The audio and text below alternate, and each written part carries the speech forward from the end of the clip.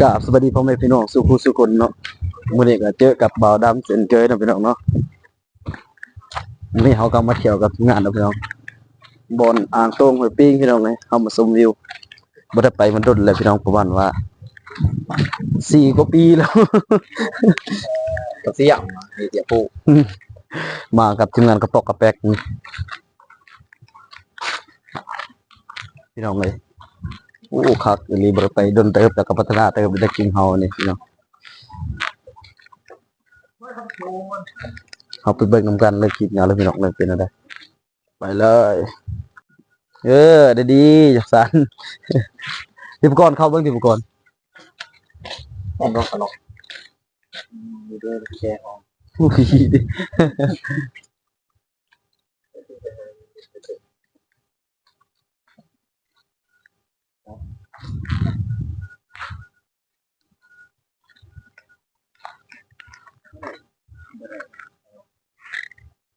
ถึงว่า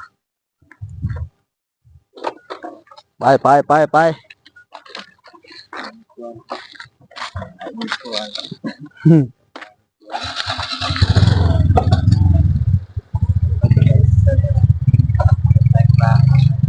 อะไรวัยรุ่นจักปุเฮ็ดมึง อันนี้จะบ่าวเนาะวันนี้เอากะสิมาหาเจ้าสาวเพิ่นก่อน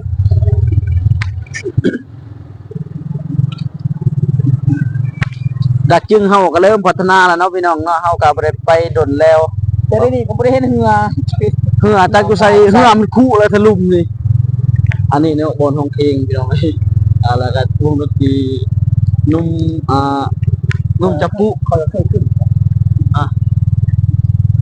นี่พี่น้องโอ้คนต่างประเทศได้ไปอยู่เต็มแล้วคนต่างประเทศเขาจะมักมาเล่นมักมาเที่ยว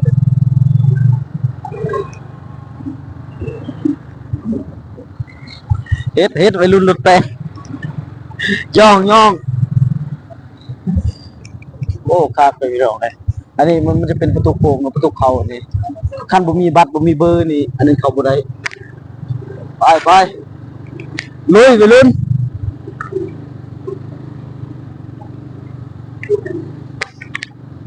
สวัสดีครับทุกคนเอาอยู่เทิงก็มีเหรอ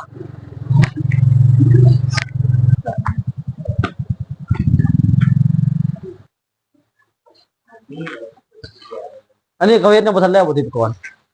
นี่นะตัวแตกเลยคิดถึกนะเป็นนี่เขาเอง ก็บ่ให้มันเข้าแล้วแม่ล็อกให้มันยังบ่ล็อกมันก็เข้าแล้ว กะตี้แบบที่นั่งอะไรต้องตีเลยตีเปล่านั่ง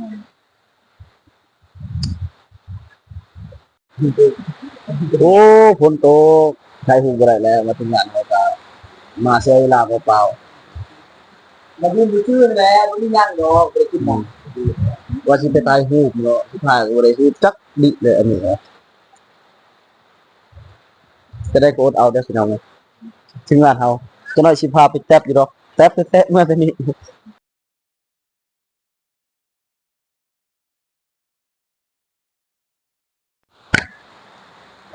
มาผิดแล้วฝนตกถ่ายรูปบ่ได้ไอ้ยออันนี้คือต้นนะอันเจ้าภาพบักกินเฮาเพิ่นมาลงฝึกงาน บ่แม่นอันนี้เสียเสียโตยเนาะก็เพิ่นจะมีซอยคอนำซอยคอคำจักโลเชียว200บ้าก็ทีมงานครับพี่น้องเอ้ยแต่ก็เสียดายฝนตกก็บ่ได้ถ่ายรูปเลยลุกขึ้นอีหลีว่าสิมาถ่ายรูปเล่นแต่ก็ฝนตกเนาะออกถ่ายรูปบ่ได้เฮาก็เลยได้ถ่ายภาพสิแล้วอยู่นี่แหละโยดักจริงเฮาเนี่ยแห้งหนาวแห้งเขาก็มาตั้งพัดลมใหญ่เนาะมันก็หนาวแล้วพี่น้องเอ้ยที่วิวดีเนาะพี่น้องเอ้ยเปิดว่าใหม่ปะลองวิวเลยพี่น้องโอ้บรรยากาศมันได้เนาะ แต่ก็เสียดายฝนตกเนาะพี่น้องเนาะเฮาคิดว่าสิมาถ่ายรูป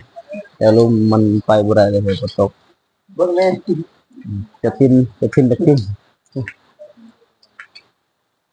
ในอันนี้ก็แม่นนายบ้านจากบ้านดักโซมอันนี้นายบ้านจากตึงจึงนี่นายบ้านบังบี้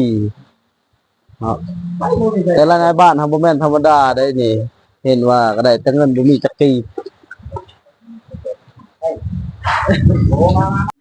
ตอนนี้ทีมงานเฮาก็ฮอดทานเป็นที่เรียบร้อยแล้วเนาะบัปปัดวิไล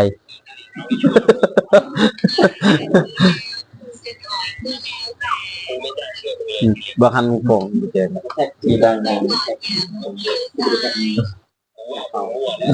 นี่ที่คนบ่กินเลยแซ่บๆตำมีตำตีนตำสมุทรตำทะเลก็มีครบวงจรที่เดียวเลย สั่งตำกับข้างมันรวดแล้วมีแต่ตำตีเคยสั่งเห็นไหมครับเห็นไหม ตอนนี้ที่มันเฮากำลังสั่ง ไม่ได้ทำแล้ว สั่งตำตีน ดีๆไม่ใช่ก็เลยขึ้นอยู่บกในมือวางตาม ตำเส้น มือเข้มหนัก กินเลยว่าให้หิวเขาว เข้มหนักแต่มันจักดีมันจัก มาตอนนี้ตำมีเป็นที่เรียบร้อยแล้วก็ตำจีนแซ่บๆโอ้ยโซ่เลยโซ่กินมื้อเนาะนั่นนะโอเคป่ะยกโปะแทนด้วยก้อยที่ แล้วส่วนอะไร คิดว่ากับจิตใช้ไม่ถูกไม่เป็น ปิดคลิป ก็ได้ตัด กราบสวัสดีพี่น้องเนาะตอนนี้เฮาก็ทีมงานเฮาก็กินที่เรียบร้อยแล้วเฮาก็สิปิดคลิปเนาะคลิปก็ยาวเติบแล้วพี่น้องเนาะ มีโหลด2อัน มาโปรโมทก็อย่าลืมกดไลค์กดแชร์เพื่อเป็นกำลังใจ